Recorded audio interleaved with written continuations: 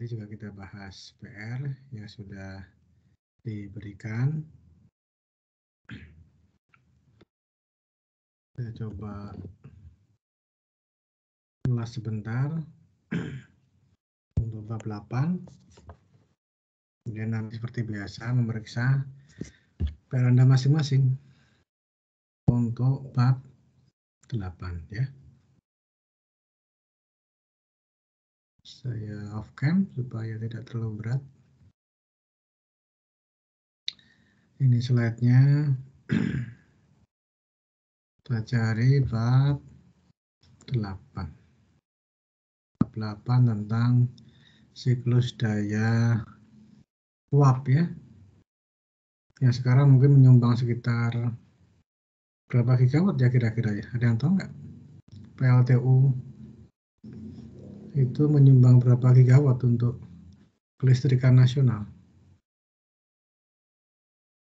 Total itu kan di Indonesia untuk pembangkit listrik itu di kisaran angka 53 ya gigawatt. Terbesar tentu PLTU. Ada PLTG, ada PLTGU. Untuk renewable yang besar ya PLTA untuk saat ini. Tenaga air. Dari 53 gigawatt itu mungkin untuk PLTU saya duga sih di atas 40 ya gigawatt, saya duga kisarannya di situ mungkin. Pembangkit listrik tenaga uap, backbone-nya masih PLTU. Nah sekarang pihak pemberi pinjaman tidak mau lagi membiayai pembangunan PLTU batubara. Meski sekarang harga batubara naik ya, itu lebih karena di Cina itu ada lonjakan permintaan setelah pandemi, lalu dunia usaha, dunia industri running lagi, ada lonjakan permintaan, sementara sisi supply-nya masih belum selancar dulu gitu, sehingga menyebabkan lonjakan harga batu bara sudah di atas 200 US dollar per ton ya. Ini tinggi sekali, sangat tinggi harga sekarang ini ya. Mestinya kalau sudah lancar lagi pasokannya, ya kembali lagi mestinya. Tapi terkait dengan PLTU, sekarang ini pemberi pinjaman sudah tidak mau lagi, termasuk Cina.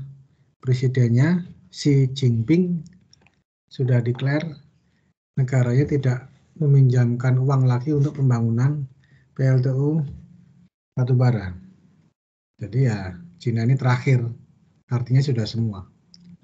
Eropa udah awal, Jepang, Korea. Terakhir Cina declare seperti itu. Sehingga di Indonesia pun juga tidak ada lagi pembangunan PLTU batubara baru. Ya. Yang ada saja di-maintain sampai umurnya habis. Kira-kira begitu skenarionya. Yang akan habis duluan PLTU umurnya, menyusul PLTGU. Ya. Harapannya 2060 sudah mencapai karbon netral. Itu cita-cita PLN. Yang mestinya juga cita-cita pemerintah sekarang.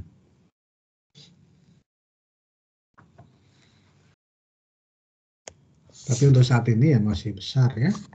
Dari 53 gigawatt pembangkit listrik nasional itu mayoritas PLTU batubara.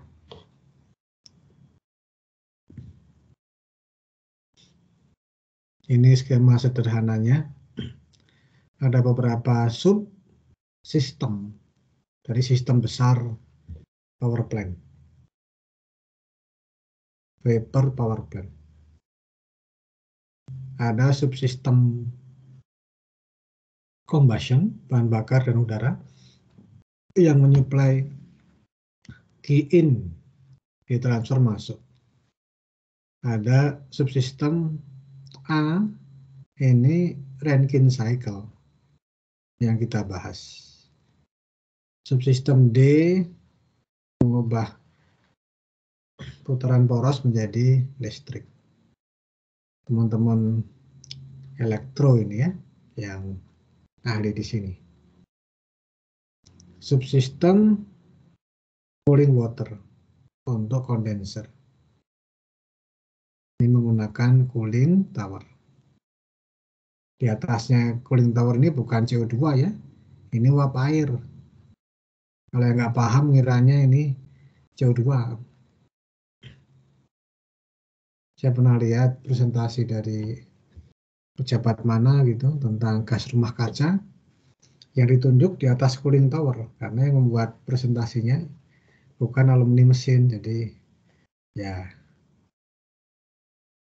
tidak keliru-keliru amat karena uap air itu juga gas rumah kaca ya. H2 itu gas rumah kaca. Buktinya kalau malam hari mendung, Anda merasa gerah karena panas yang terperangkap di troposfer bawah tidak bisa melewati uap air. Jadi uap air itu gas rumah kaca, memerangkap panas juga. Tapi dia kan alami dan siklusnya cepat ya, menjadi air, turun, jadi hujan, nanti naik lagi dan seterusnya. Yang dimaksud gas rumah kaca di paparan itu pastilah CO2. Kalau CO2 bukan di atas cooling tower, tapi di atas stack ini cerobong asap ya. Ini CO2. Kalau batu bara ya tidak hanya CO2 ya. Ada SO2 juga, sulfur dan lain-lain. Sulfur itu juga menyebabkan hujan asam dia ya. Dulu pernah dimuat tahun kapan itu di Harian Pikiran Rakyat, patung Ajat Sudrajat itu legenda sepak bola zamannya Pak Andri itu mengalami sedikit kerusakan karena diduga air hujannya sudah agak bersifat asam ya. Nggak tahu itu patungnya mungkin dari perunggu atau apa gitu. Dari Bandung juga di Tenggarai sudah terjadi fenomena hujan yang sifatnya asam. Itu dari SO2. Kalau CO2-nya merupakan gas rumah kaca. Jadi begitu rencana ke depannya ini akan berkurang jumlahnya ya. Bukan berarti Rankine cycle-nya lalu punah, enggak. Karena Rankine cycle itu bisa di-combine dengan tenaga surya, bisa.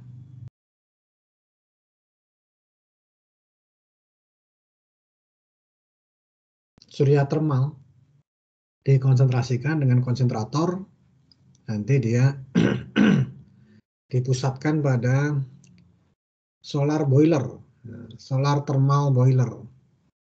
Kemarin ada pengusaha di Jakarta, Bekasi, kontak saya untuk dirancangkan solar thermal boiler. Saya belum bikinkan ya, tapi jadi ingat. Jadi ada permintaan solar thermal boiler. Untuk menjaga supaya tidak on off karena matahari kadang tertutup awan, biasanya orang menggunakan bahan yang bisa berubah fasa dari solid ke liquid, molten salt biasanya. Dia bisa mencair pada temperatur 200 derajat, 300 derajat, 400 derajat. Nanti membeku di temperatur sekitar itu dan memberikan panas, memberikan energi pada air menjadi steam, stabil kalau itu. Jadi biasanya siklus Rankine yang dikombin dengan solar thermal boiler itu, kalau solar atau solar thermal steam generator, itu dilengkapi dengan PCM, phase change material. Jadi siklus Rankine bisa dikombin dengan tenaga surya, siklus Rankine bisa dikombin dengan tenaga nuklir, ya. Yang mirip dengan Rankine itu digunakan untuk geothermal. Nah, jadi siklus Rankine-nya sendiri masih terpakai di masa yang akan datang. Hanya sisi kirinya ini ya, combustion-nya ini yang orang tidak mau membiayai lagi untuk instalasi baru. Tapi kalau yang sudah ada ya tentu dioperasikan, nggak mungkin ditutup mendadak ya. Yang ada ya pasti di-maintain, hanya tidak ada pembangunan baru. Begitu sekilas tentang siklus Rankine. Ini saya kira Anda sudah kenal karena sudah mengerjakan PR-nya. Ideal, tidak ada irreversibilitasnya ya.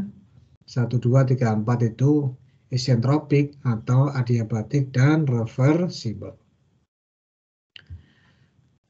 Ini perhitungan daya di berbagai komponen. Anda sudah pelajari karena sudah mengerjakan PR-nya, bukan? Lalu ini efek boiler condenser.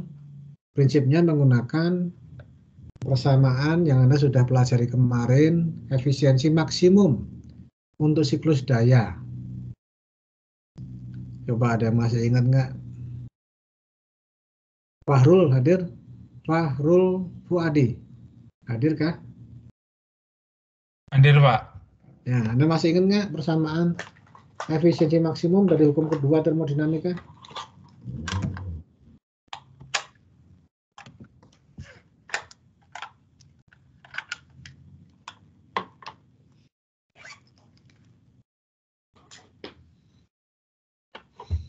Lupa Fahrul.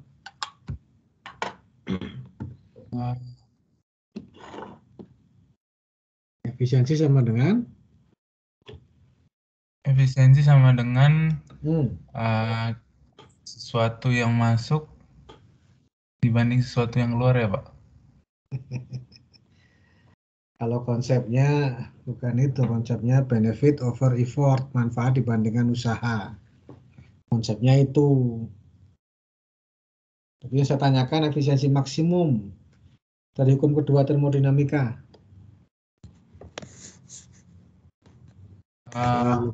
Gimana Fahrul? Mau ingat nggak? Yang 1 minus 1 minus T2 per T1 ya, Pak? TC per TH. Atau Ya, ya 1 kurang TC per TH, Pak? ya, oke. TC itu temperatur reservoir dingin. TH temperatur reservoir panas.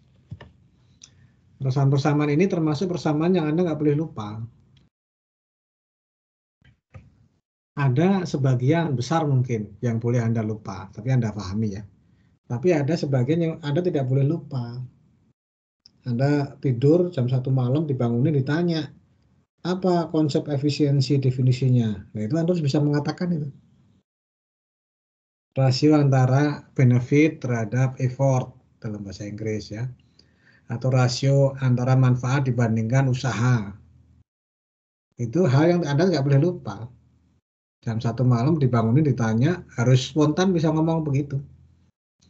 Karena nanti kalau Anda di industri, di dunia usaha dunia industri, Anda inspeksi lapangan, lalu Anda menilai kinerja sistem, di ruang kontrol Anda lihat angka-angka, Anda sudah harus ingat dengan konsep-konsep yang penting itu.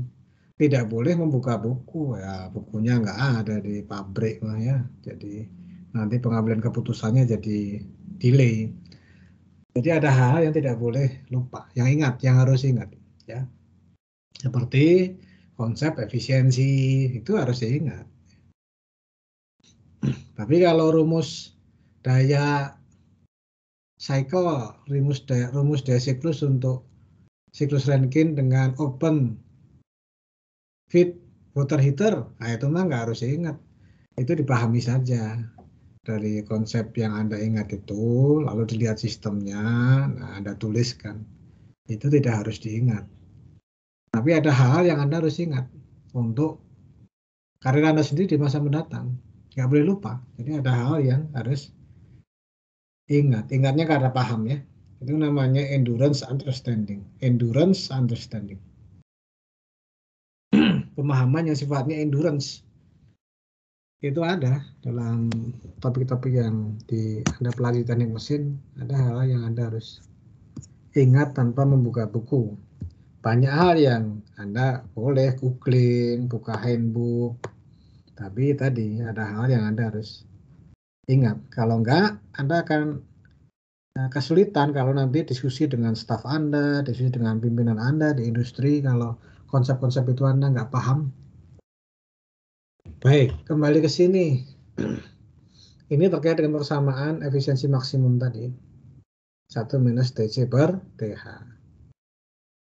Untuk meningkatkan efisiensi yang persamaannya, saya tulis ya.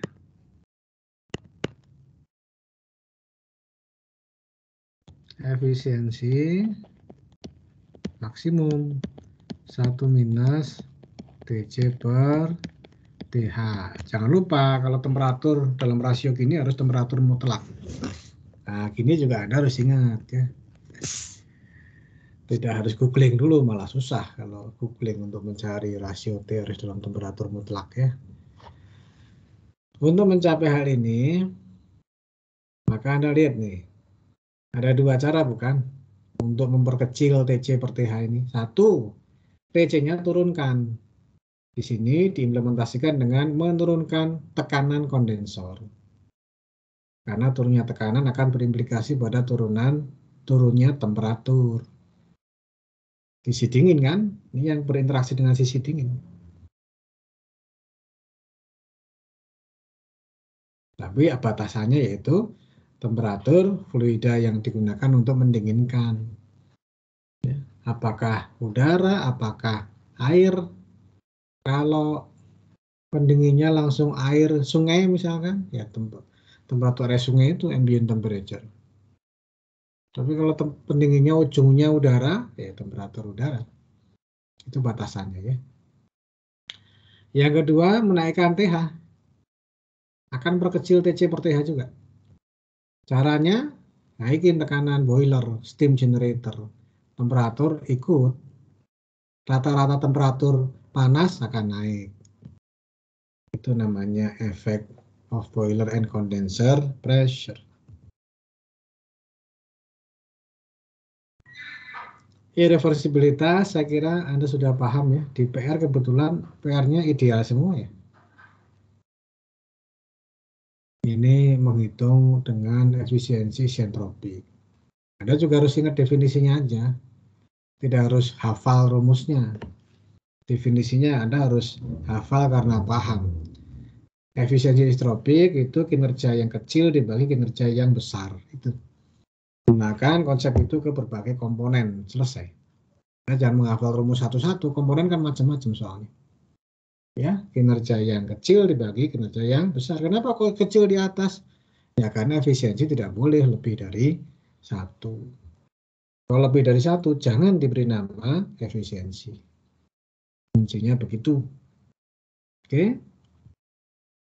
Lanjut, kemudian di PR itu menggunakan regenerator. Ini belum ya, ini dengan superheat dan reheat. Superheat ini manfaatnya selain menaikkan TH rata-rata, itu juga akan menaikkan kualitas keluar turbin.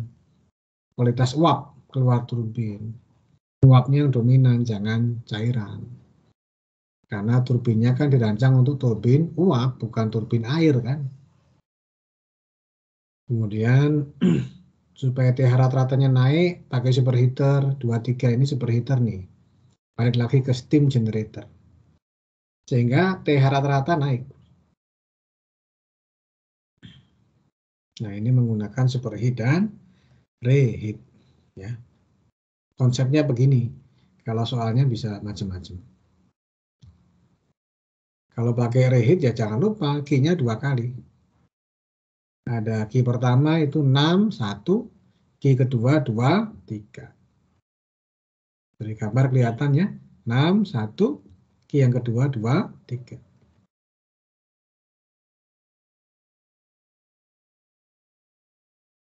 Efisiensi pemahamannya benefit over effort. Manfaat bandingkan usaha. Nah, konsep begini Anda harus hafal. Konsepnya ya, bukan persamaannya. Persamaannya ngikutin saja. Kan bentuknya nanti macam-macam persamaannya. Tapi tadi konsepnya Anda harus hafal karena paham. Ini menggunakan pemanas air, water heater. Tujuannya ya supaya meringankan, memperkecil daya masuk steam generator supaya menghemat energi. Tapi kan M dot masuk turbinnya jadi berkurang di 23 nih. Karena dikurangi yang lari kedua kan, diekstraksi di 2. Memang daya turbin berkurang dibandingkan tanpa feed water heater. Di sini kan diambil sebagian nih. Namun efek keseluruhannya kalau Anda lihat di sini ya, kalau tanpa water heater, steam generator bekerja dari A, titik A sampai 1. Dengan water heater, steam generator bekerja dari 7. 7 ke 1. pH rata-rata naik, efisiensi naik. Jadi meskipun daya turbin berkurang, tapi efisiensi naik. Efisiensi naik kan bagus. Kalau akan menaikkan daya lagi tinggal dinaikkan saja siklus keseluruhannya kan, menghasilkan daya yang sama lagi dengan efisiensi lebih baik. Ini ideal. Jadi 1, 2, 3 seperti di PR ya, itu ideal. S1 sama dengan S2 sama dengan S3, isentropik. Kenyataannya ya tidak pernah begitu, karena ada irreversibilitas. S1 dan S2 ya beda. Anda mau S2 sekarang sekolah kan? Nggak sama dengan S1. S1 program sarjana, ya. S2 magister, kan sekolah dulu Anda. Dalam kenyataannya begitu, S2 tidak sama dengan S1. Ini dalam dunia reversible, S2 sama dengan S1. Nanti S3 sama dengan S2. Ya, itu dalam dunia reversible. Dalam dunia aktual tentu tidak. Jadi S2 lebih besar dari S1 karena ada produksi entropi. S3 juga begitu, lebih besar dari S2 karena ada produksi entropi. Ya. Selain heat transfer. Jadi 1 di 2 diekstraksi sebagian, steamnya lari ke 6. Sisanya ketiga, 3 masuk kondensor, ujungnya di 4 dipompa. Kemudian bertemu dengan 2, ketemunya di 6 asumsinya. Kenyataannya bisa bukan di cair jenuh, bisa geser ke kiri, subcool, atau compressed liquid. Ini asumsinya saja. Jadi 5 dan 2 ketemu di 6. 6 dipompa lagi untuk mencapai tekanan steam 7. Kembali ke 1. Lalu Y ini adalah rasio M dot ini, ya, rasio M dot. M dot 2 per M dot 1. Itu Y. M dot 2 per M dot 1. Jadi dari persamaan keseimbangan massa sebetulnya. Dia ada M dot 1 ini menjadi M dot 2 ditambah M dot 3. Semuanya dibagi dengan M dot 1. Gitu. Jadilah M dot 2 per M dot 1 sama dengan Y. M dot 3 per M dot 1 sama dengan 1 minus Y. Itu terlihat tuh ya. Rasio laju massa atau fraksi laju massa.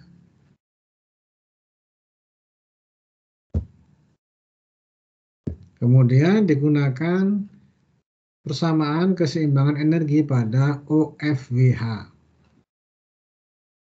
Dapatlah persamaan Y sama dengan H6 minus H5 per H2 minus H5. Ini dengan menggunakan persamaan keseimbangan energi. Masuk sama dengan keluar gitu kan. Asumsinya Q-nya nggak ada, W-nya nggak ada. Tidak ada komponen yang bergerak dalam OFWH ini. Ya, W, control volume-nya nggak ada.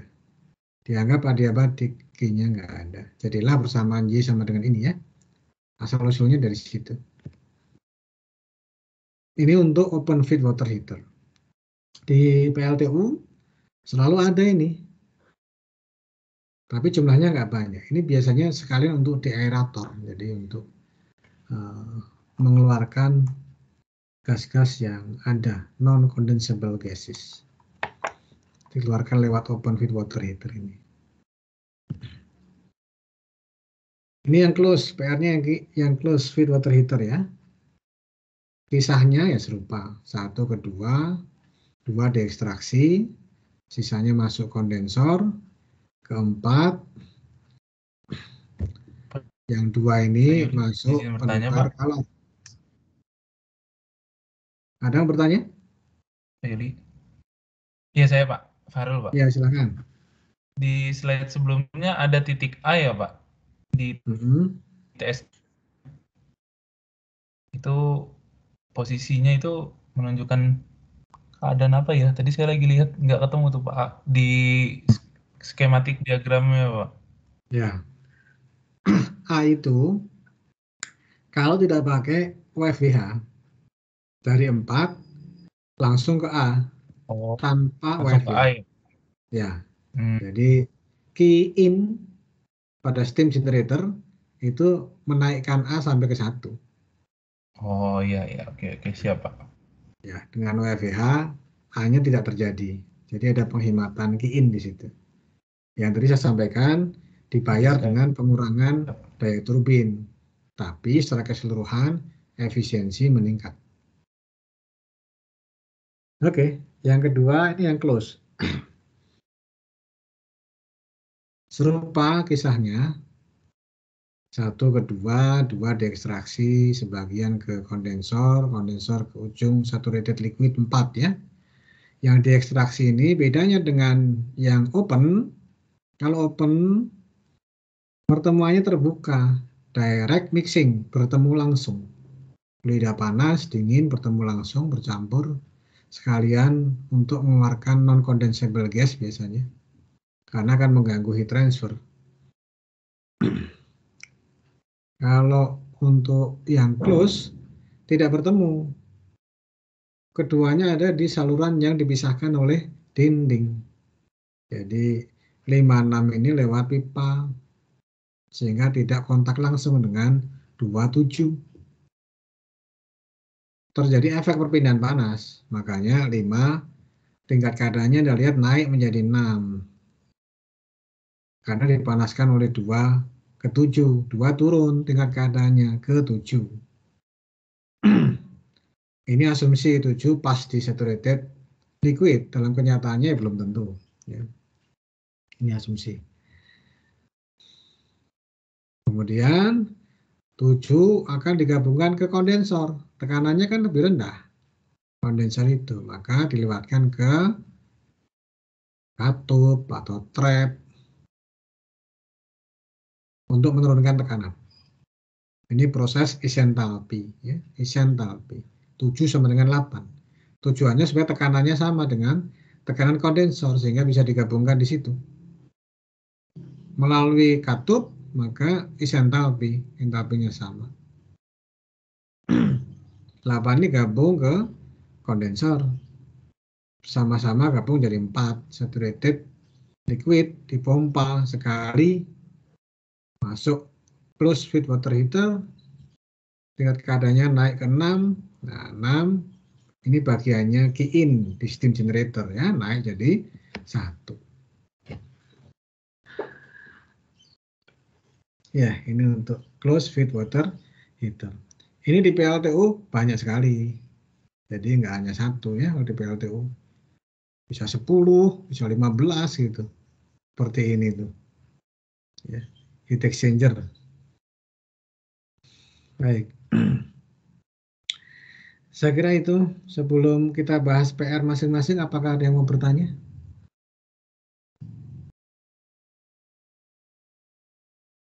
Kita bisa cepat karena Anda sudah mengerjakan PR. Jadi itulah, Anda kan S2 ya. Kalau S1 mungkin harus diajarkan dulu. Kalau S2 sebaliknya, Anda sudah pernah mendapat materi ini sehingga kita bisa lebih cepat ya. Baik, kalau begitu saya lihat PR Anda masing-masing. Saya buka dulu MS Teams-nya. Assignment. Saya belum sempat nih mengoreksi ujian kemarin. Insya Allah kalau sudah sempat akan dikoreksi.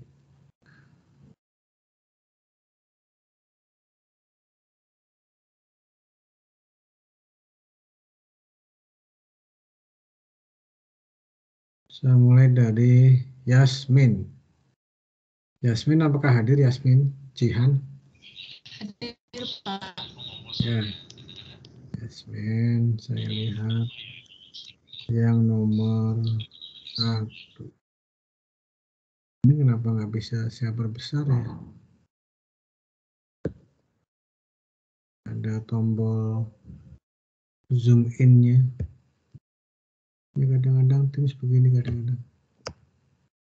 Ada tapi di bawah. Ya. Baik. Nomor 835 ini, oh iya ya, PR yang keduanya tentang siklus refrigerasi. Nanti dijelaskan. 835. Siklus Rankine dengan closed feed water heater. Kondensernya ada cooling waternya ya. Diketahui tingkat keadaan masuk dan keluarnya. Biasanya menggunakan pendekatan cair jenuh. Diketahui temperaturnya saja biasanya. Oke, gambar komponennya.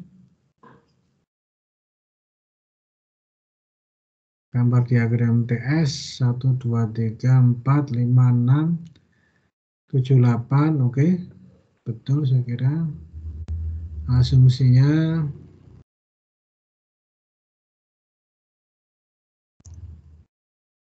ya, turbin pump and heater are adiabatic ya. Jadi heater tapi adiabatik ya, karena tidak mengeluarkan atau masukkan panas dari lingkungan.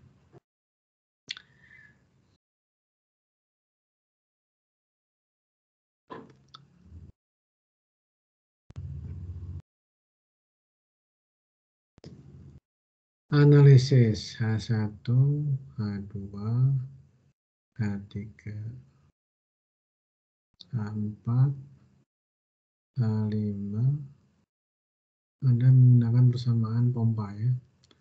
H5, H4 plus V4, V5 minus V4, oke. H6, temperaturnya sama dengan temperatur di 7 ya. H7,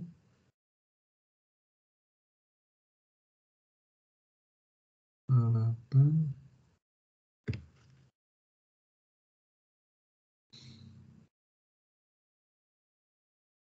Y-nya 0,2498. Y-nya rumusnya tadi apa? 5672. 5672 ya. Itu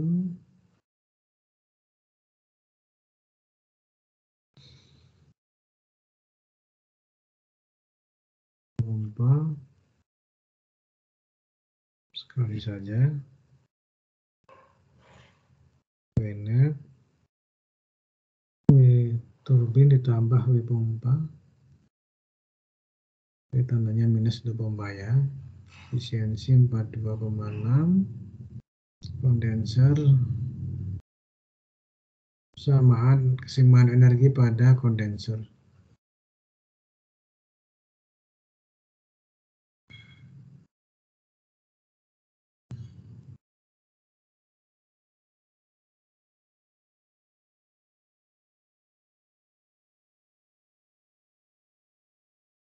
Pound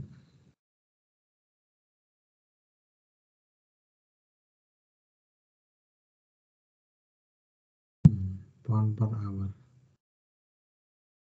Ini nampaknya sih oke.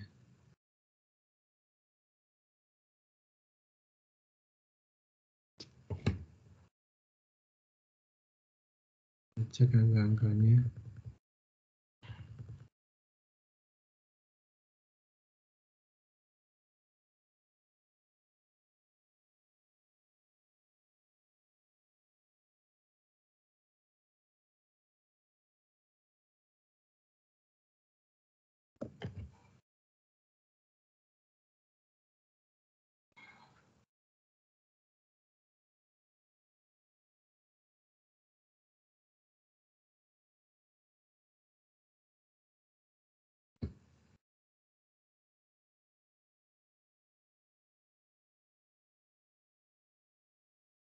H1, H2, H3, H4,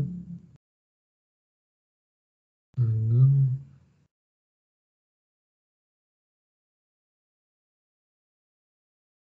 H7. Oke. Ya. Akhirnya oke ya. Oke.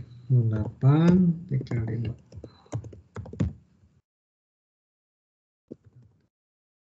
Gitu. Ya, kemudian untuk refrigerasi di sini nggak dijelaskan ya. Oh ya, di slide ini nggak ada.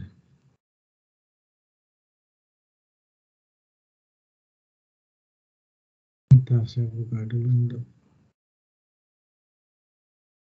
refrigerasi ya.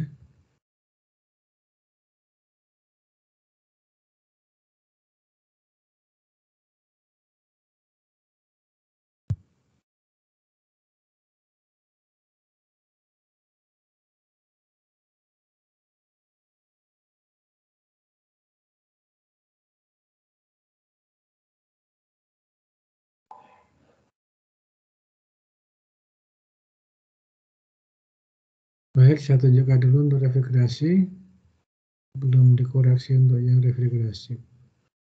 Ini refrigerasi dari buku ya.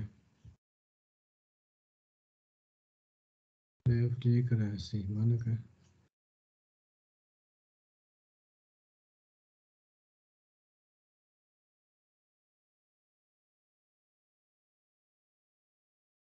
Iya, ini refrigerasi. Vapor Cycle Refrigeration System. Sistem refrigerasi kompresi uap. Namanya kompresi uap karena memang yang dikompresi ini adalah uap. Uap apa? Uap refrigeran ya, uap refrigeran. Nih.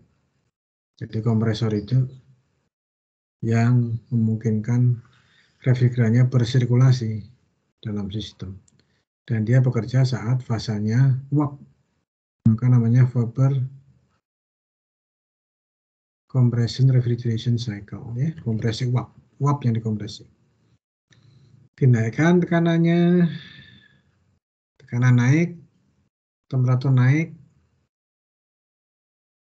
diturunkan temperaturnya pada tekanan yang sama melalui kondenser, lalu diekspansikan agar tekanannya turun di dalam kubah, menguap dia. Saat menguap dia akan menyerap energi dari lingkungan. Itulah efek refrigerasi. Keluar sampai ke superheated vapor, kemudian dikompresi lagi, naik temperatur dan tekanannya naik, itu yang diharapkan. Temperatur tidak sebetulnya, makanya harus dikeluarkan. Nah, ini namanya efek heat pump kalau digunakan efek pemanasannya. Heat pump. Di mana heat pump digunakan? Contoh untuk pengering pakaian, pakai heat pump ya. Jadi pada ada mesin-mesin cuci yang menggunakan efek heat pump untuk mengeringkan baju. Atau bisa untuk pengering produk-produk pertanian. Tapi pada temperatur yang sesuai. Ya, heat pump gini biasanya tidak ekstrim tingginya. Kalau perlu temperatur sangat tinggi ya mungkin nggak bisa dengan heat pump, tapi dengan gas burner misalkan dilewatkan penukar kalor. Jadi temperaturnya terbatas saya kira kalau untuk heat pumpnya. Jadi kalau dimanfaatkan key out-nya namanya heat pump, dimanfaatkan key in-nya namanya refrigerasi, dimanfaatkan dua-duanya ya refrigerasi dan heat pump gitu. Apakah ada dimanfaatkan dua-duanya? Ada.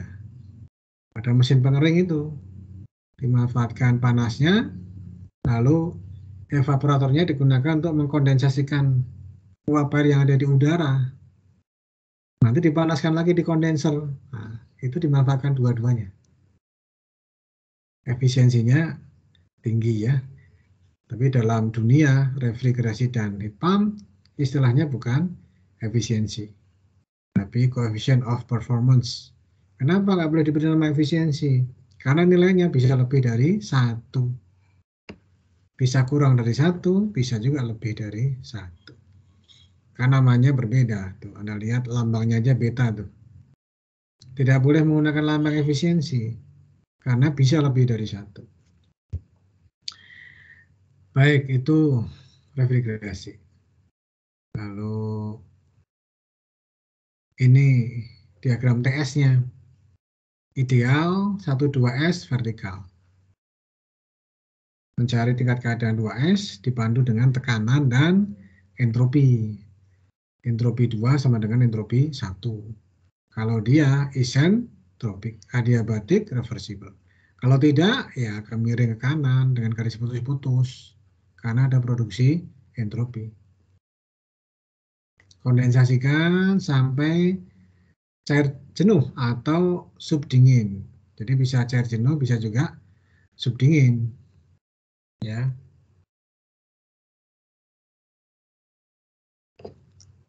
Lewatkan katup ekspansi. Isentalpi masuk dalam kubah 2 fasa 4 itu. Ada cair, ada uap. Nah, dia cenderung menguap. Dia menguap perlu energi diambil dari sekitarnya. Itulah efek refrigerasi. Tentu saja temperatur 41 ini lebih rendah dari temperatur lingkungan. Kalau sama ya sulit dia bisa menyerap energi kan? Energi bergerak dari temperatur tinggi ke temperatur rendah.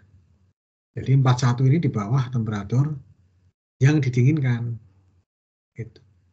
Jadi kalau ini adalah freezer untuk membuat es balok atau es cube, maka 41 ini tidak boleh 0 derajat. Kalau 0 ya nggak bisa dia membuat es cube.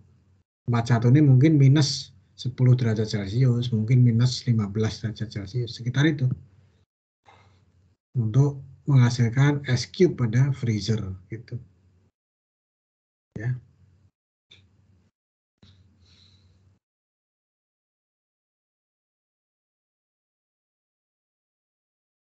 Ini kalau ada irreversibilitas 1, 2 ini Anda lihat condong ke kanan ya, miring ke kanan.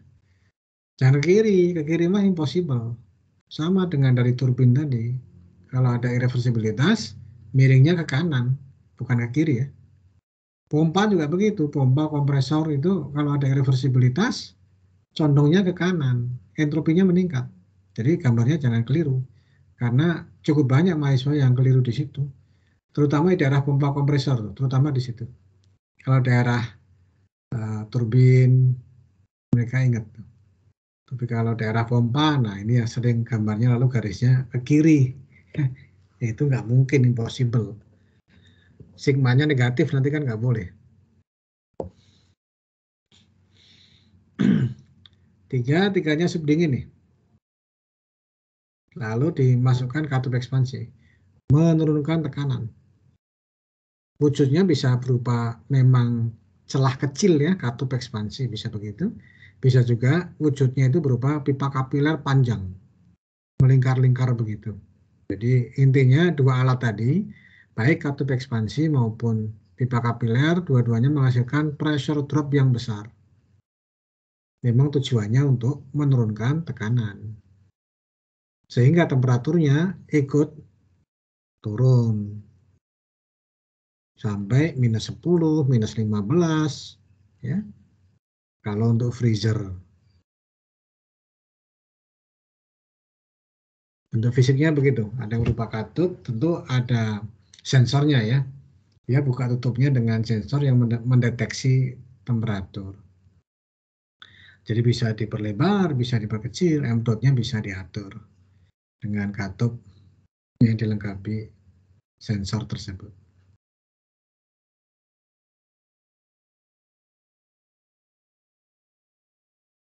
Ya, ini untuk yang siklus refrigerasi. Ini heat pump. Ini bisa dibalik ya, Anda lihat ini nih. Ini di negara 4 musim. Karena di dalam ruangannya ini dipanaskan nih, ada kiot. Ya. Nah, di Indonesia begini ya nggak cocok ya. Apalagi di Jakarta, Bekasi. Udah panas, gerah, tambah lagi. Ya, suka ada meme itu ya, meme itu yang orang pasang AC nggak mau rugi, outdoor dan indoor unitnya dipasang di dalam semua tuh. Akibatnya tambah panas karena kiotnya kan lebih besar daripada kiin. Kiot itu gabungan antara kiin dengan W. Jadi kalau outdoor unitnya dipasang di dalam juga ya bukan berimbang, tambah panas. Ya. Ini negara 4 musim, musim dingin. Di luar temperaturnya bisa 5, bisa 0, bisa -5, dan seterusnya. Diambil energinya nih di evaporator. Dikirim ke dalam ruangan. Untuk mempertahankan ruangan di temperatur misal 20 derajat Celcius. Ya. Sehingga Anda bisa bergerak lagi. Karena kalau di negara 4 musim lagi musim dingin, nggak ada pemanas, itu susah bergerak ya Pak Andri ya. Dijem aja maunya ya, kalau kedinginan tuh. Kalau ada pemanasnya baru bisa bergerak itu. Ya. Nah ini bisa diubah. Jadi yang indoor unit ini bisa jadi pendingin di musim panas. Bisa jadi pemanas di musim dingin. Karena toh kondenser dan evaporator itu sebetulnya kan heat exchanger saja. Asal arah aliran refrigerannya dibalik, ya fungsinya berubah. Yang kondenser jadi evaporator dan sebaliknya. Ini sistem untuk membaliknya itu memang begitu. Kalau AC di negara 4 musim itu biasanya bisa diubah sehingga di musim dingin dia jadi pemanas, di musim panas dia jadi pendingin. Nah kalau AC di kita ya enggak, kita kan musimnya bukan musim panas musim dingin kalau di kita kan. Kita ada musim durian, musim rambutan, musim mangga gitu. Tidak terkait dengan musim dingin dan musim panas. Jadi kalau di kita AC-nya ya satu jenis saja, nggak ada switch-nya untuk mengubah arah aliran refrigeran. Sehingga outdoor unit ya tetap outdoor unit, indoor unit tetap evaporator ya. Yang outdoor unit kondensor. Baik. Wilayah kerjanya ini yang sekarang sedang banyak dibahas ya. Jadi zaman dulu tuh sebelum 1930 Indonesia belum merdeka itu. ITB juga baru berdiri 1920 ya. Jadi sebelum 1930 itu mula-mula orang menggunakan refrigeran natural ya, seperti hidrokarbon, amonia, CO2. Masing-masing punya kelemahan.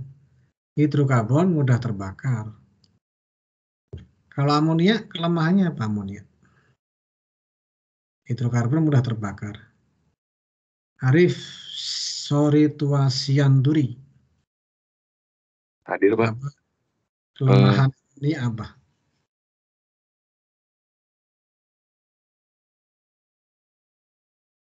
NH3.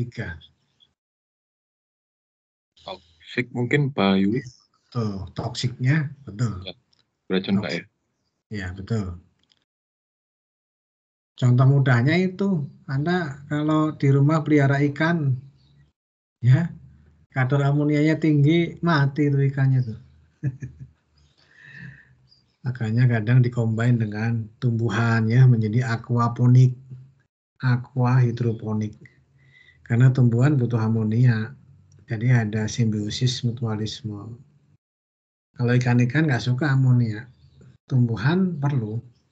Jadi kalau digabungkan gitu ada sirkulasinya, airnya itu. Dari akuariumnya ke tumbuhan balik lagi gitu. Atau memang tumbuhannya ditaruh di atas kolam gitu ya. Itu simbiosis itu. Satu menghasilkan amonia, satu perlu amonia. Jadi amonia itu racun. Kalau toksik, contohnya itu ikan bisa, salah satu indikatornya saya lihat ya, kalau udah air akuarium udah nggak sehat bagi ikan itu, mereka kadang suka loncat gitu. Saya lihat itu, mendadak loncat, nggak ada apa-apa, padahal sendirian di situ. Loncat jatuh ke lantai gitu. Mungkin karena sudah tercekik kali ya, kondisinya di air akuariumnya sudah banyak amonianya itu. Jadi amonia toksik, bagi manusia juga berbahaya. Hidrokarbon mudah terbakar, amonia toksik, CO2 perlu tekanan sangat tinggi. Maka lalu para ahli mikir-mikir di Amerika terutama, di antaranya DuPont misalkan ya, produsen refrigeran. Dia lalu membuat zat digabung-gabung ya dengan cara kimia tentu saja, bahan sintetik, bahan buatan. Ketemulah CFC, klorofluorokarbon, R12R11. Tidak mudah terbakar, tidak mudah terbakar. Jadi dia bocor gitu, misalkan ada campuran gas R12 dengan udara, dibakar, dipantik dengan nyala api, nggak menyala karena emang nggak mudah terbakar. Beda dengan hidrokarbon. Tidak beracun juga, sehingga itu dianggap sebagai zat ajaib waktu itu. Zat ajaib.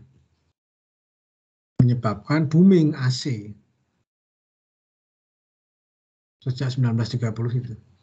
Ditemukan R12, R11 dan kawan-kawannya, orang surprise, ini zat ajaib.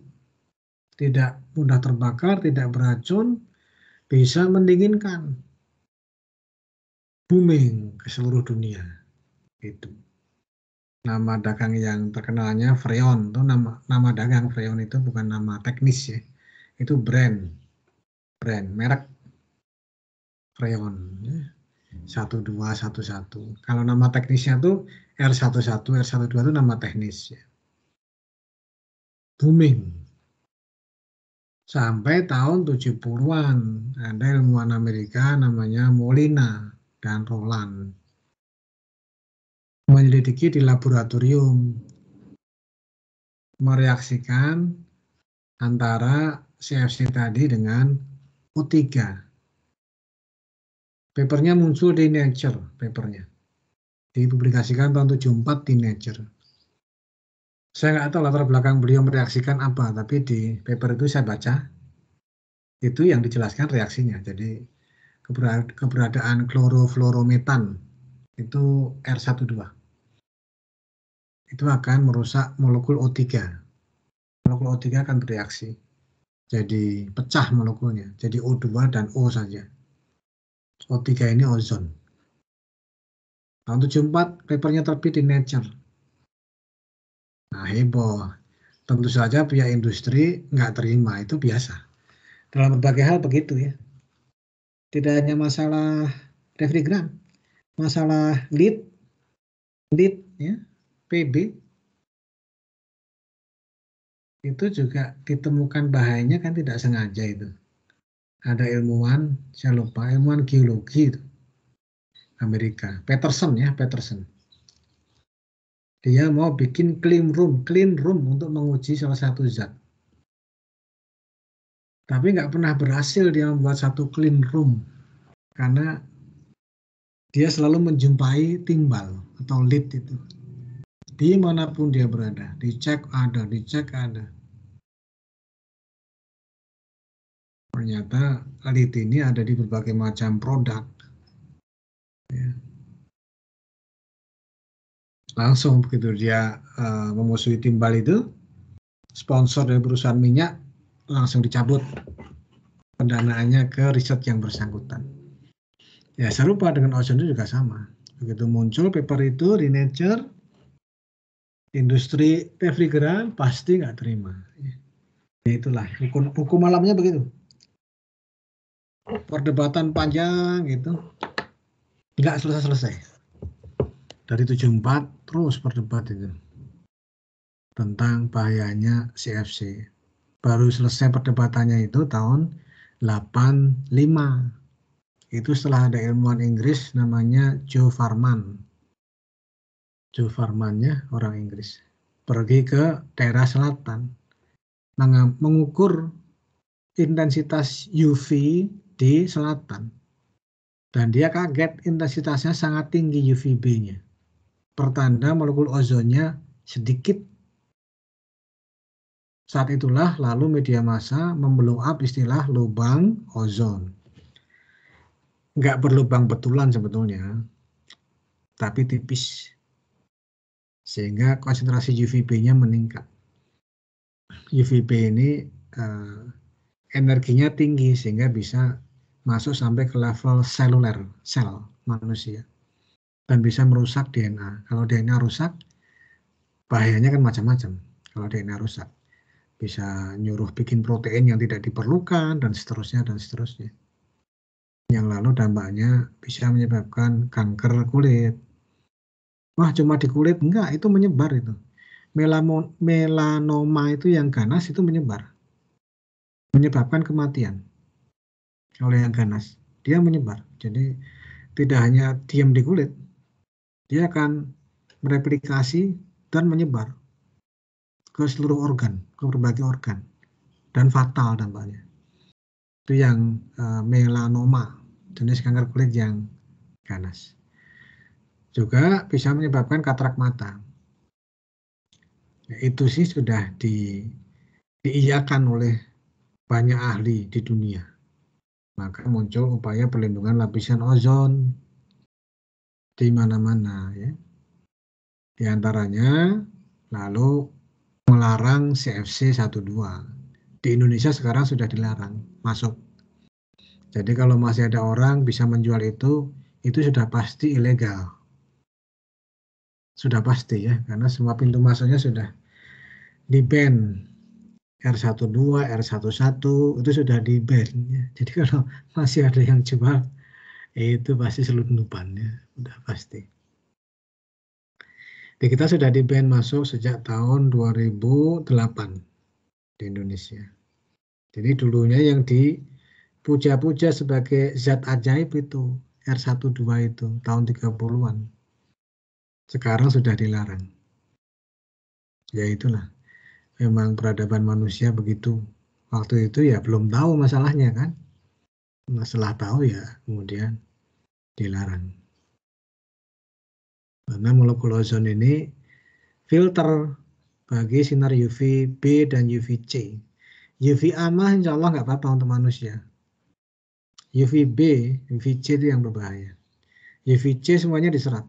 Cara menyerapnya itu, jadi ozon itu memanfaatkan UV itu untuk proses pemecahan dan pembentukan di lapisan stratosfer.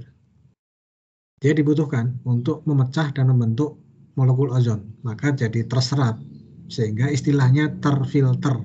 Itu karena diperlukan di sana. Kalau ozonnya nggak ada yang perlu, lolos gitu. Lolos. Nah kalau lolos, ya itu sudah banyak sekali penelitian, terutama yang banyak meneliti ya negara-negara subtropik ya, di latitude yang dekat-dekat kutub sana. Ya Amerika Utara, Eropa, itu yang banyak meneliti. Australia. Ya. Kalau di Indonesia, ya memang sehari-hari sudah tinggi UV-nya. Kulit kita sudah beradaptasi kan dengan UV yang tinggi. Ya meskipun jangan menyengaja juga. Di tropis itu lapisan ozon memang sudah mendekati definisi lubang ozon sejak dulu kala ya. Lubang ozon itu definisinya kalau Dobson unitnya 220 DU. Itu ada definisi ilmiahnya, tapi saya nggak jelaskan karena terlalu panjang. Tapi intinya lubang ozon itu kalau konsentrasi ozonnya di 220 DU atau lebih rendah. Di Indonesia itu, di atas Indonesia sudah normal 275, 245 itu biasa. Kalau di daerah kutub sana, normalnya 600 mereka. 500, 600 tebal. Tapi karena ada kerusakan molekul ozon, itu bisa di bawah 220. Jadi bisa 180 Dobson unit. Ya. Dan dikhawatirkan tuh lubangnya membesar terus. Bukan lubang betulannya, artinya daerah dengan konsentrasi ozon yang rendah tadi. Dikhawatirkan membesar, mencapai tempat hidup manusia. Kalau di Antartika, Arktika kan manusia nggak banyak. Tapi kalau melebar sampai Eropa, Amerika Utara, kalau di selatan Australia, nah itu mereka khawatir. Ya, gitu. Sehingga saat ini CFC 1211 sudah di-ban. Kemudian HCFC ini pengganti sementara ya. HCFC masih ada klorinnya. HCFC 22 itu dipercepat penghapusannya. Nah, jadi kalau Anda bekerja di area sistem pendingin, itu sudah tidak boleh lagi ada pabrik yang membuat sistem pendingin dengan menggunakan HCFC. Seperti R22 udah nggak boleh. Itu udah ada peraturan Menteri Perindustriannya. Termasuk impor sistem pendingin dari luar yang mengandung R22 nggak boleh juga. Jadi R22 hanya boleh untuk pemeliharaan sekarang ini. Jadi bikin baru udah nggak boleh. Ada pabrik AC, bikin AC baru isinya R22, itu nggak boleh melanggar peraturan. Karena sedang mempercepat penghapusan. 2030 rencananya 0. Makanya orang pindah ke R134A. Di antaranya R404A, R410A, R32 ya, bahan-bahan transisi itu. Pindah ke HFC. HFC sudah nggak mengandung klorin, tidak merusak molekul ozon, tapi itu masih gas rumah kaca. Jadi R134A itu gas rumah kaca. Kemampuannya tinggi. Anda kalau melepas R134A, R134A itu banyak ada di sistem pendingin kendaraan bermotor. Hampir semuanya di Indonesia itu R134A. Mau bis, mau mobil. Itu kalau pakai sistem pendingin bisa dipastikan isinya R134A. 1 kg R134A itu dampak pemanasan globalnya setara dengan 1.500 kg CO2. Jadi kalau Anda melepas 1 kg R134A, kapan melepasnya? Pada saat servis biasanya. Anda bawa ke tempat servis AC, paling gampang sama tersinya dibuang ke udara itu ya. Itu sama dengan melepas 1,5 ton CO2. Karena GWP-nya 1.500, Global Warming Potential. Nah, makanya idealnya refrigeran itu bukan bahan yang merusak ozon dan juga bukan bahan yang menyebabkan pemanasan global. Idealnya begitu. Nah, ke depan mengarahnya ke sana. Apa contohnya? Hidrokarbon lagi. Itulah sejarah manusia begitu, bolak-balik ya. Dulu sebelum 1930 orang pakai hidrokarbon. Setelah itu ditinggalkan. Sekarang kembali lagi hidrokarbon. Di antaranya hidrokarbon. Tidak semuanya hidrokarbon ya, di antaranya hidrokarbon. Pertamina udah punya produknya tuh. bukan saya promosi Pertamina ya, tapi kan dalam negeri. Itu namanya Musikul produknya itu. Itu dia menghasilkan refrigeran hidrokarbon untuk menggantikan R12, R11, R22. Hanya aplikasinya masih terbatas karena tadi sifatnya yang flammable, perlu instalasi yang khusus, perlu circuit breaker tertutup, dan seterusnya. Karena dia mudah terbakar. Kalau switch-nya sedang bekerja, ceklek, ada bunga api listrik kecil, dikhawatirkan bisa memicu kebakaran, maka perlu langkah-langkah pengamanan. Tapi orang sebagian sekarang kembali ke hidrokarbon. Ada yang transisi ke R32. R32 itu GWP-nya sekitar 657 ya. Masih 600 sekian R32. Kalau R410A masih tinggi tuh. Di atas 1000 mestinya itu. 404A dan seterusnya itu. Jadi belum selesai bergerak, ini dunia pendingin juga. Arahnya tadi, zat yang tidak merusak ozon dan tidak menyebabkan pemanasan global. Termasuk tadi penghentian pendanaan pembangunan PLTU batubara, ya arahnya kan juga untuk mengurangi emisi CO2 dalam rangka menanggulangi pemanasan global. Begitu. Ya. Baik, itu sebagai pengantar refrigerasi. Sekarang kita ke PR yang nomor 2 kan, refrigerasi. Ada pertanyaan nggak untuk refrigerasi dan heat pump sebelum saya bahas PR?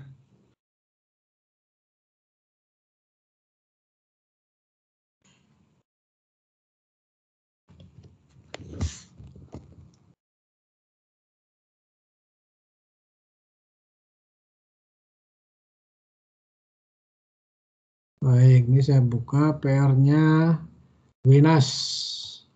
Winas hadir? Ari? Ya, yang refrigerasi ya. Sistem refrigerasi kompresi uap menggunakan propana. Ini yang tadi saya ceritakan. Propana itu hidrokarbon. Sekarang sebagian orang kembali ke hidrokarbon untuk refrigeran. Ada pendinginnya di sisi kondensor ya. 60 Fahrenheit masuk, keluar 75. Ditanya W dot cycle, BTU per menit, M dot cooling water pada kondensor itu, pound per menit, COP atau beta. Lalu diagram TS 1, 2, 3, 4. Ini dia berarti ya.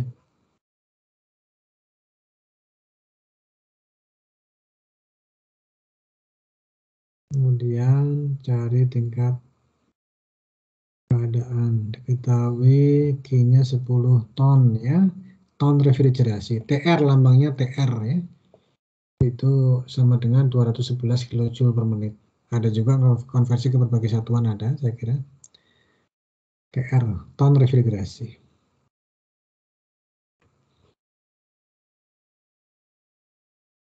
Atau 200 BTU per menit ya, 1 TR itu.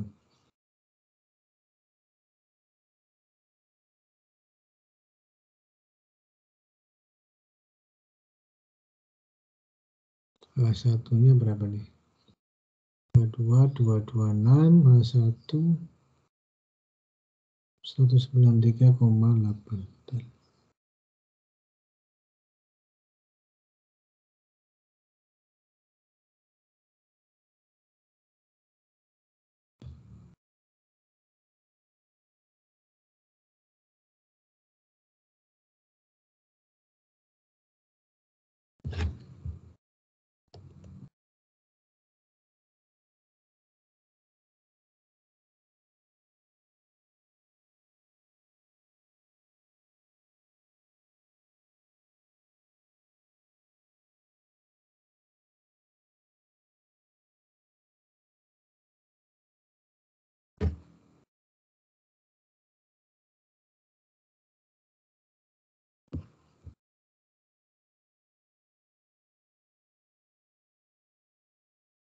M dot H1 193, H2, 226.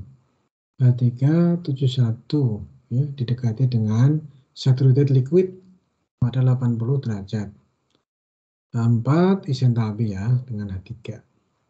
M dot 16,3, W dot 593,3, M dot cooling water, persamaan keseimbangan energi pada kondenser ya antara refrigeran dan sisi air. 169,2, COP 3,37.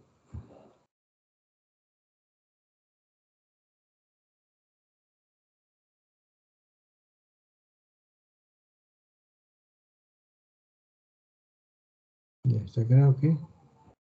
Untuk Venus. Mudah-mudahan ujian kemarin juga bagus-bagus ya. Saya belum sempat cek. Karena kadang terjadi disparitas. PR-nya bagus, ujiannya enggak gitu kadang. Ya. Mudah-mudahan ini ujiannya juga bagus-bagus. Tia Sulaiman hadir, Tia? Hadir, Pak. Ya. Saya lihat 835 siklus Rankine. Gambar, oke.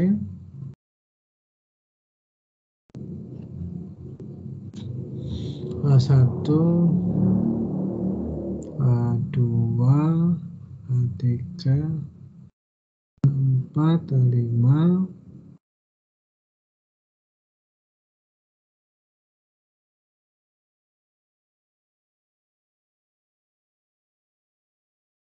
Dia dapat H3, H4, H5 dari mana?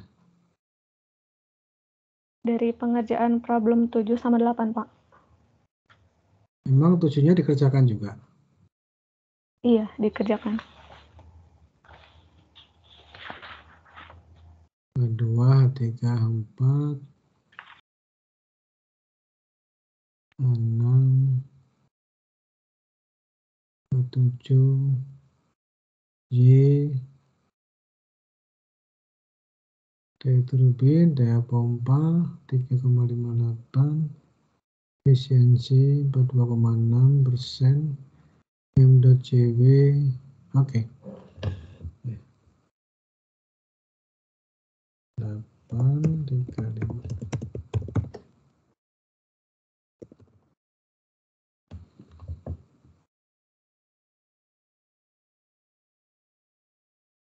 Sianturi Arif hadir? Arif Sianturi.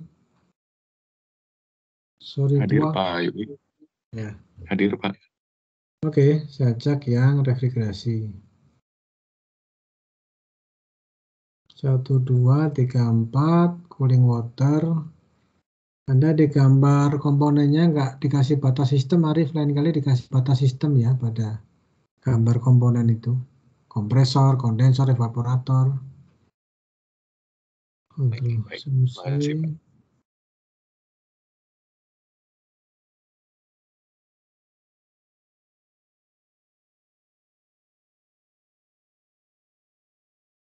Ya. 853 kurang batas sistem.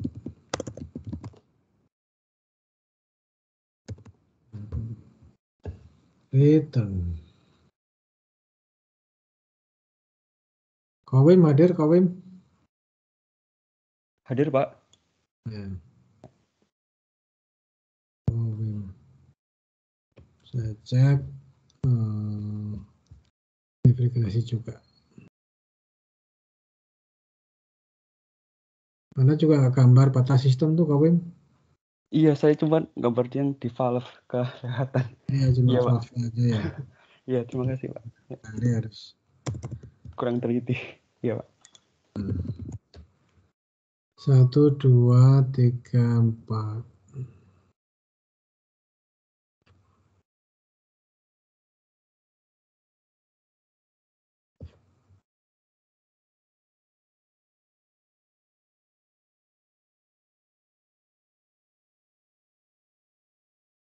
A1, S1. B2, D2,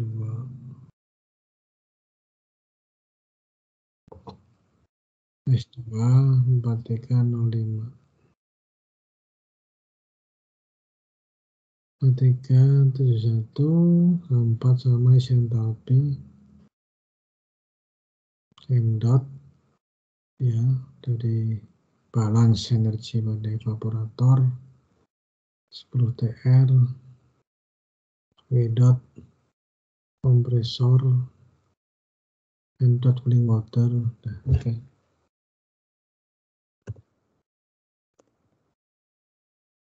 Return.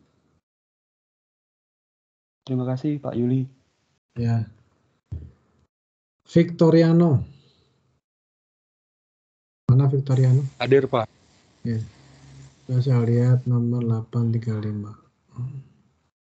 835.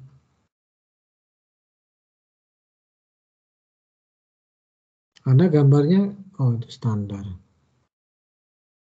Anda membuat dua gambar, bagaimana ininya? Ini saya kan membayangkan yang 87-nya dulu, Pak. Lalu dimodifikasi jadi ditambah CFW dan jadi 2 tingkat turbinnya. Oke, good. Jadi ada 87, lalu 835 ya, oke. Ya, asumsi state 1, A1, A3, A4, A5, A2, A6,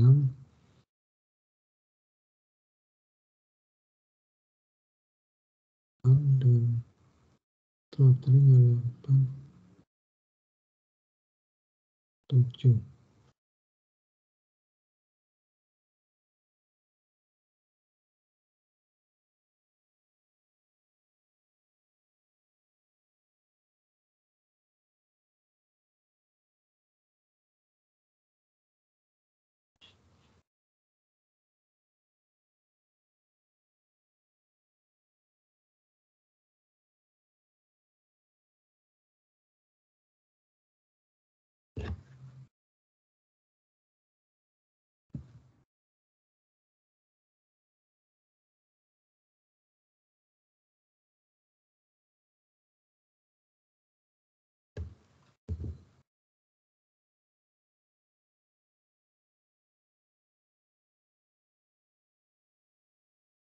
Empat 43%, 0,427.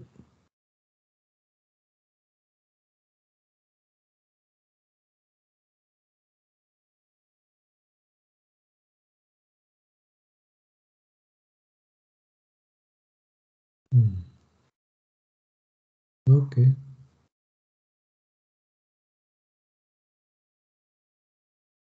Ya, oke. 8 dikali. Nilai-nilai efisiensinya nggak usah di sederhanakan jadi 43% ya, biarkan aja itu 42,7 gitu ya. Oh ya, baik Pak. Good, lanjut. Fauzani Herman hadir, Fauzani Herman. Hadir Pak Yuli. Ya. Kita cek 835 ya. Gambar oke, ada peta sistem. Diagram TS, asumsi A1, S1, S2, S1, A2, A3, A5, A4, A4-nya mana? 69 itu. A6, A7, A8. D-nya P.D pompa recycle efisiensi ya. Oke.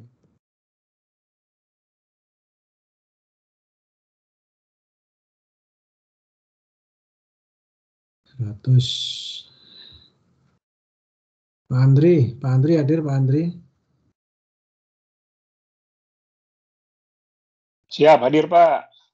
Ya, saya lihat 87 dulu dikerjakan, lalu ke 835.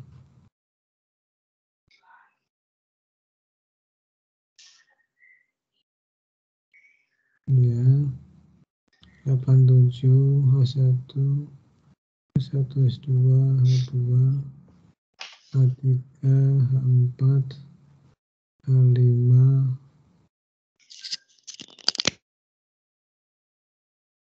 H5 mana H5?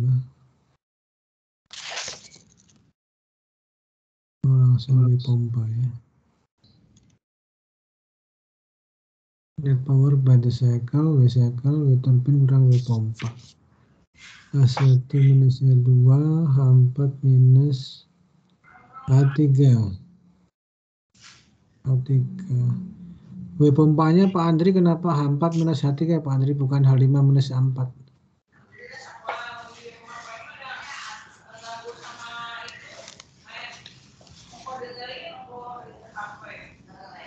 Ini persamaan pompanya nampaknya keliru nih Pak Andri.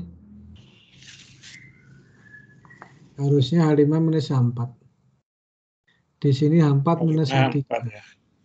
Nah, tapi sih nilainya 3,58 mestinya betul. Hanya saya nggak melihat H5 di sini Pak Andri. H5 sama dengannya nggak ada. Tuh, efisiensi 41%. Ya, beda dikit. M dot lebih sih ya 5,88 ya.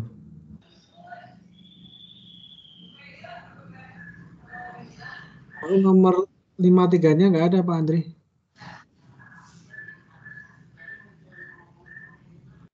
Iya Pak, nggak ada Pak.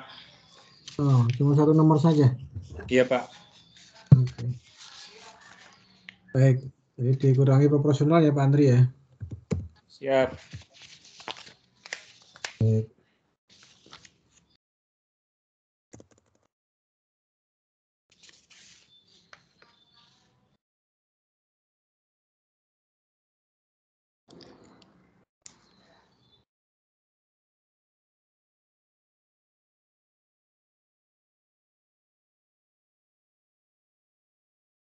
Ya. Jadi tadi kita udah bahas yang refrigerasi, mudah-mudahan Pak Andri juga sudah menyimak ya. Kita lanjut ke Fahrul Fuadi. Hadir Fahrul Fuadi? Hadir Pak. Ya, refrigerasi. Gambar sistem, oh Anda dari dibalik ya. Umumnya orang gambar kompresornya di kanan umumnya. Menyesuaikan dengan diagram TS. Karena TS itu kompresornya di kanan tuh 1, 2. Umumnya begitu. Tapi kalau dibalik ini ya nggak salah juga sih. Asal aliran fluidanya benar sih nggak masalah. Cuma nggak lazim ya. Tapi oke, karena alirannya benar ya nggak apa-apa. 1, 2, 3, 4. Ya, asumsi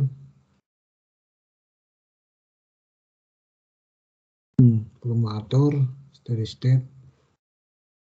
H1, H2, H3, H4 sentapik. M dot, V dot, kompresor, M dot, cooling water ya oke. Saya kira oke ya, 853. 853.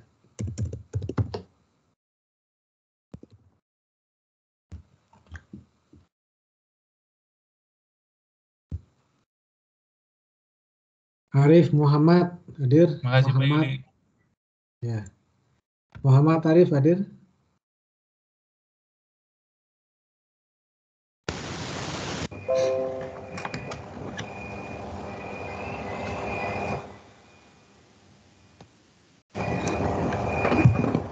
Hadir ya.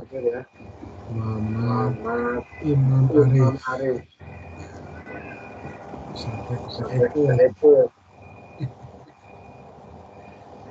Baik, saya cek nomor 835. Arif, ini Anda nggak gambar batas sistem ya pada komponen. Seharusnya ada batas sistem di gambar. Iya, Pak.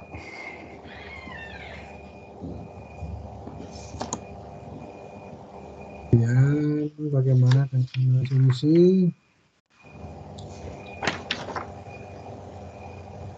Saya nggak bilang kontrol volume, padahal itu penting.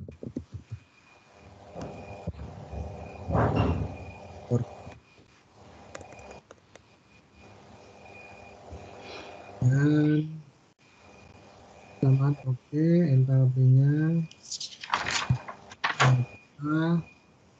H3,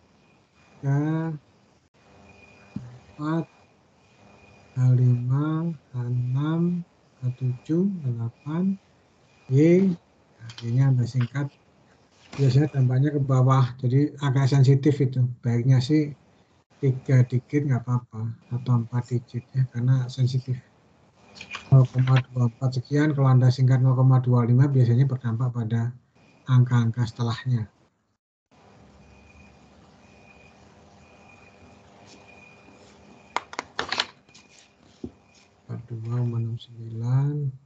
M.JB 48, nah ini agak jauh kan. M. Cooling waternya.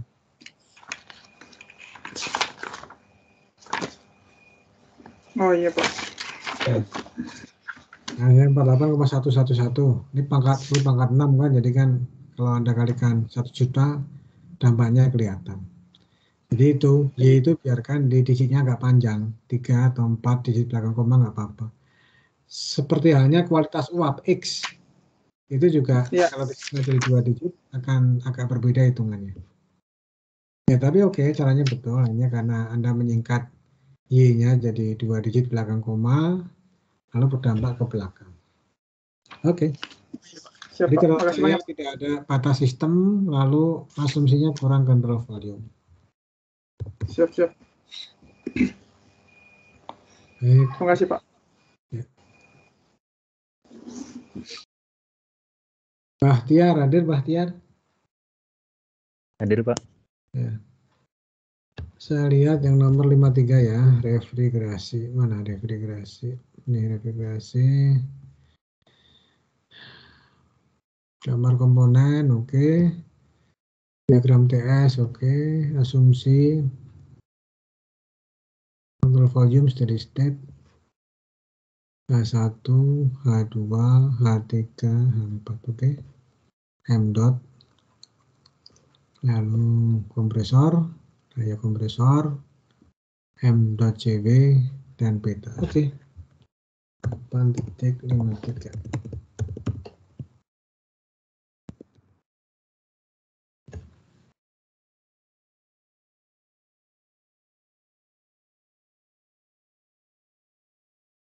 Muhammad Ansar nih, hadir Ansar? Hadir, Pak. Hadir. Saya lihat yang nomor 835.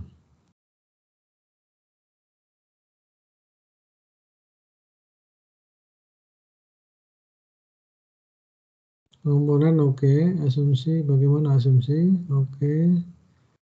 Lalu entalpi H1, H2. Anda lompat ke H berapa tuh? H6 gitu. H6, H7, H8 entalpi ya. Y. Lalu recycle efisiensi. Terus cooling water.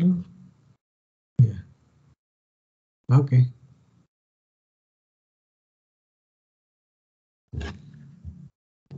Kali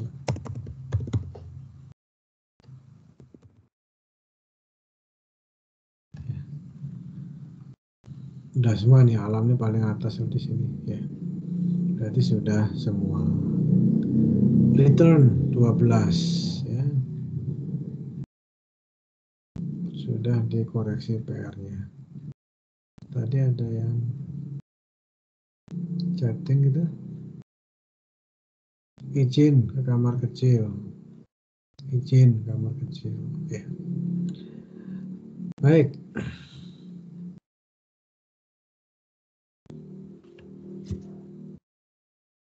Jadi hari ini kita sudah membahas siklus Rankine plus PR sudah kita bahas. Apakah ada yang mau bertanya untuk bab 8?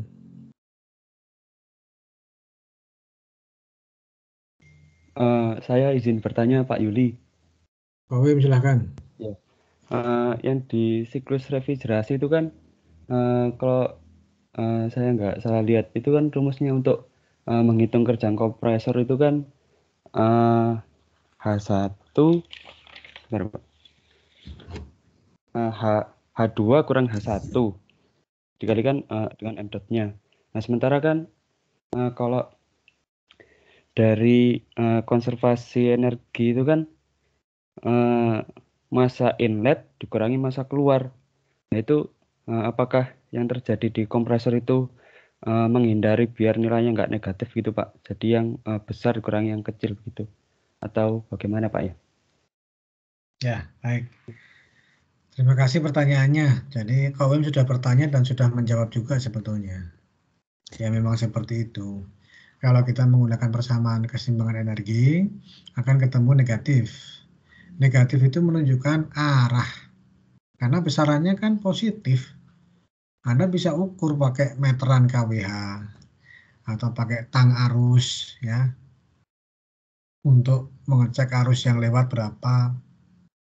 Kalikan tegangannya, kalikan faktor V-nya, ya, faktor induktans itu, cos V kan, V kali I kali cos V gitu, tegangan kali arus kali cos V. Jadi Anda ukur mau pakai kWh meter bisa, pakai tang arus terus tegangan bisa. Itu semuanya kan menunjukkan angka positif kan bukan negatif. Karena positif, PLN nagih ke Anda. Sekian biaya rekening listrik Anda bulan ini. Karena Anda punya kulkas, punya AC, yang kompresornya tadi perlu listrik tadi. Jadi ya positif. Kalau negatif, Anda nagih ke PLN tuh. Karena positif penggunaannya, PLN nagih ke Anda. Jadi dalam hal nilainya ya positif, dalam hal nilainya. Negatif itu hanya menunjukkan arah. Kalau negatif, W masuk ke sistem. Kalau negatif, Q keluar dari sistem. Hanya menunjukkan arah. Nilainya ya positif. Nah, dalam hal siklus itu kadang orang lalu dengan pemahaman arah tadi lalu mengambil cara cepat. Pokoknya W itu ya dan Q itu ya nilainya positif. Tapi arahnya sudah tahu. W kompresor, ya H yang tinggi dikurang H yang rendah. Entalpi yang tinggi dikurang entalpi yang rendah. Ketemu dayanya positif sekian tertentu, tapi kita sudah tahu arahnya. Arahnya masuk. Gitu. Jadi kalau Anda menggunakan konsisten ya bagus, nggak apa-apa juga, nggak ada masalah. Jadi kalau Anda menggunakan persamaan itu secara konsisten, tanda-tandanya itu akan menunjukkan arahnya kemana, plus minusnya itu. Jadi Anda mau pakai supaya nggak bingung, pakai persamaannya konsisten. Pokoknya ya persamaannya kan DE dt sama dengan Q dot minus V dot plus sumasi jumlah keseluruhan dari M dot yang masuk kali H plus V kuadrat per 2 plus GZ yang masuk dikurangi sumasi atau jumlah keseluruhan dari M dot yang keluar kali H plus V kuadrat per 2 plus GZ yang keluar. Karena jumlah bentuknya sumasi penjumlahan, kalau yang masuk 2 keluar 5 ya tinggal ikut ke masing-masing kelompoknya aja. Yang masuk tadi positif semua, yang keluar negatif semua kan, minus sumasi kan jadi negatif semua. Ya. Nah, pakai itu konsisten boleh, nggak ada masalah. Nanti keluarnya plus dengan arahnya itu. Jadi kalau keluarnya minus, Q-nya, oh berarti Q-nya keluar. W-nya minus, oh berarti W-nya masuk. Gitu. Tapi kalau sistemnya sederhana, udah kelihatan kompresor seperti itu, ya daya kompresornya M dot kali H2 minus H1. Nilainya positif, tapi kita tahu arahnya ke dalam. Jadi plus minus itu menunjukkan arah W dan arah Q. Begitu, Kak Wim? Ya, baik Pak. Terima kasih Pak Yuli. Ya. Jadi, tapi memang wajar kok. Mahasiswa biasanya di awal itu bingung. Mahasiswa termo S1 di ITB juga sama.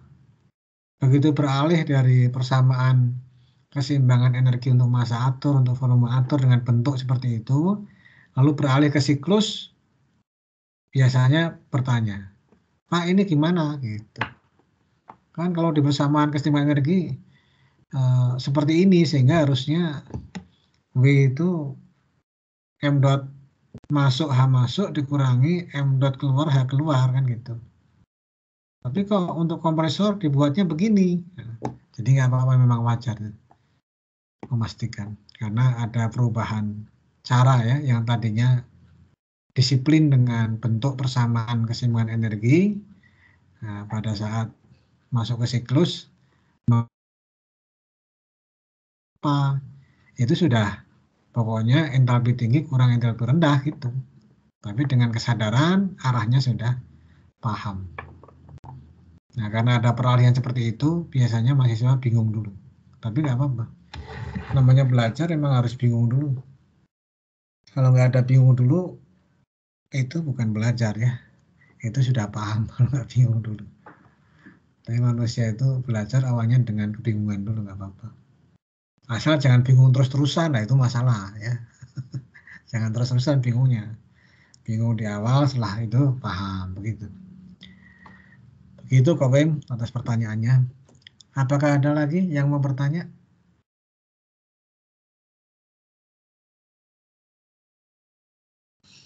Jadi 2 jam ini pas untuk membahas materi dan membahas PR ya. Itu cukup dengan 2 jam. Untuk mahasiswa sejumlah 12 ya. Baik, kalau tidak ada pertanyaan, ya materinya sudah cukup bab 8 gitu. Ya. Berarti kita akan masuk ke bab 9 untuk hari Kamis ya, insya Allah. Tapi nggak ada salahnya kita buka-buka dikit. Isinya pasti bab 9 itu. Bab 9 itu siklus daya gas. Ya, tidak ada perubahan fasa pada fluida kerjanya. Beda dengan siklus daya uap yang mengalami perubahan fasa. Di sini dibahas 2 bagian besar. Siklus Brayton dan siklus pada internal combustion engine, siklus Otto dan diesel. Ya. Internal combustion engine ya sekarang masih merajai, tapi entah berapa tahun lagi mungkin akan disalib ya oleh electric vehicle. Sekarang masih mahal karena baru pabrik Korea saja yang buka di mana? Karawang bukan itu? Tapi kabarnya kan tahun 2022 Cina masuk tuh. Tapi yang saya agak sedihkan ya, kita kembali masih menjadi penonton ya. Dulu di internal combustion engine sampai sekarang kita juga masih jadi penonton. Jadi transfer of teknologinya tidak berjalan seperti yang direncanakan. Ya namanya orang punya teknologi ya akan dikekepin tuh istilahnya tuh apa ya, dijaga gitu. Karena itu berkorelasi dengan uang, bukan dengan uang, dengan modal. Makanya resep minuman ringan itu kan dijaga ketat itu. Jadi salah satu barang yang penjagaannya paling ketat sedunia itu adalah resep minuman ringan. Saya nggak nyebut merek ya. Dia per hari saja produksinya sampai 800 juta kemasan sehari. Bayangkan, 800 juta kemasan sehari. Penduduk Indonesia itu 250 juta. Jadi 3 kali lipat lebih dari jumlah penduduk Indonesia. Itu luar biasa. ada yang di botol, tapi udah sedikit ya. Yang banyak sekarang di kemasan PET, PET, polyethylene tereptalat, sama di aluminium kemasan kaleng. Itu yang banyak. Itu resepnya dijaga ketat itu, termasuk barang yang dijaga ketat di dunia ini oleh ownernya. Yang tahu ya ownernya saja itu resepnya itu ya. Jadi yang dikirim ke berbagai pabrik itu sudah konsentrat. Tinggal mereka mencampur dengan air sama pemanis sama CO2 ya. Tapi resepnya di konsentrat itu luar biasa penjagaannya. Karena bisnisnya bergantung pada konsentrat itu. Pabriknya ada di 204 negara. Jadi dengan bangganya ownernya bilang, pabrik saya ini ada di negara lebih banyak dari anggota PBB, kata dia. Anggota PBB itu di kisaran 197-an kalau saya nggak salah. Nggak sampai 200. Nah, pabrik dari minuman ringan ini tersebar sampai di 204 negara. Jadi lebih banyak dari anggota PBB pabriknya itu. Ini kita kembali ke masalah teknologi tadi ya. Kalau dalam hal kendaraan bermotor ya teknologinya nggak dilepas begitu saja. Yang kita sedih ya di electric vehicle ini kok trennya jadi mirip lagi. Yang masuk raksasa-raksasa luar semua. Korea, Cina gitu. Cina mau masuk. Korea udah masuk. Harga masih mahal. Jadi orang mau beli masih mikir kan. Di 500 juta kan belum visible lah untuk orang Indonesia kebanyakan. Hemat saya harus harganya di bawah 300. Baru visible, apalagi di bawah 200. Wah, laris itu. Kalau 500 orang masih mikirnya berkali-kali, di samping harganya mahal juga. Dia mikir nanti kalau keluar kota gimana. Kalau nanti tujuan di sananya listrik rumah atau gedungnya nggak bisa untuk ngecas mobilnya. Tapi kalau di bawah 200 itu orang udah berani saya kira ya. Nah ini sayangnya kita kok masih jadi penonton ya. Ini tantangan kita bersama. Engineer banyak, saya kira ahli-ahli itu ada. Ahli ada. Regulasi ada. Yang saya lihat itu pemodal itu. Pemodal besar kita belum masuk ke situ. Jadi konglomerat besar kita itu masih di area trading kebanyakan. Trading. Belum masuk ke area industri. Belum banyak yang masuk ke area industri. Para konglomerat kita itu yang dananya sampai ratusan triliun gitu ya. Karena itu kan butuh modal sangat besar. Motor ada satu kan udah dibeli Bika sekarang.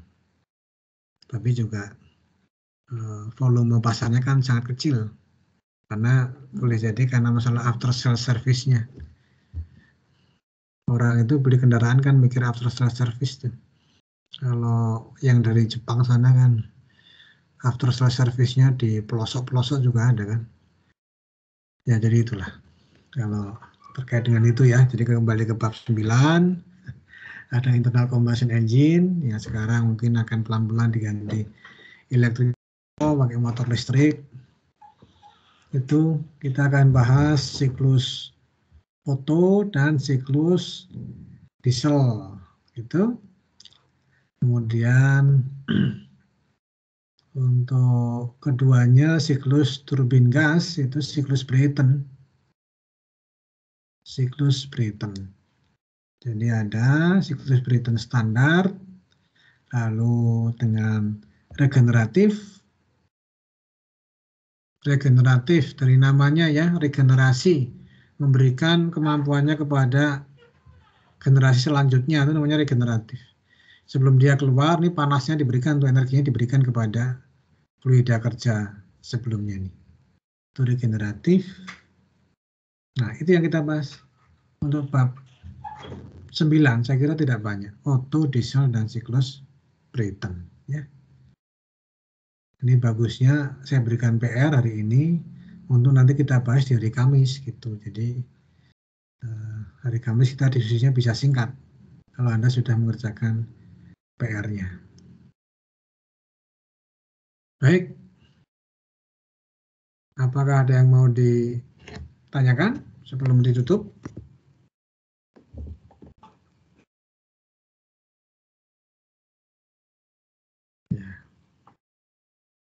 Kalau tidak ada, cukup.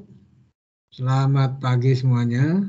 Selamat beraktivitas. Semoga Anda sukses dan sehat semuanya. Ya.